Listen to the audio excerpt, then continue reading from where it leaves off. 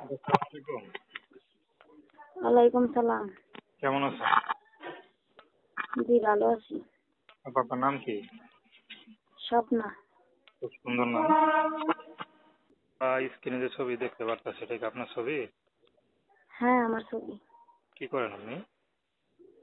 আমি সেলাই মেশিনের কাজ করি। আচ্ছা, তো সেলাই মেশিন কাজ কি শখেই করেন নাকি টাকা ইনকামের জন্য করেন? না ভাই, অনেক কষ্টের জন্যই করি, সংসার চালানোর জন্য করি। কেন, বাবা মা নাই? বাবা আছে, তাদের বয়স হয়ে গেছে, তারা তো নিজেরা চলতে পারে না, আমাকে আহ, কিভাবে দেবে? বড় ভাই নাই? না ভাই নাই। আচ্ছা আচ্ছা, আত্মীয় স্বজন কি কি অবস্থা কেমন? খারাপ অবস্থায়।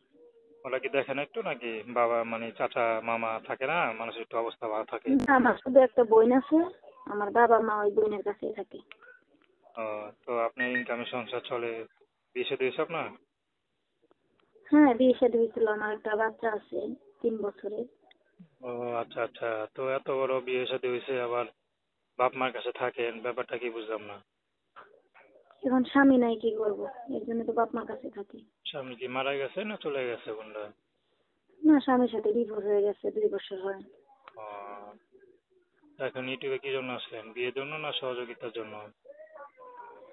এখন তাই দুইটারই প্রয়োজন আছে, কারণ আম, জীবনে বাঁচতে হইলে কিছু টাকা পয়সারও প্রয়োজন আছে। আর মহিলা মানুষের স্বামী না থাকলে তার কোনো মূল্যই নেই। তা তো অবশ্যই।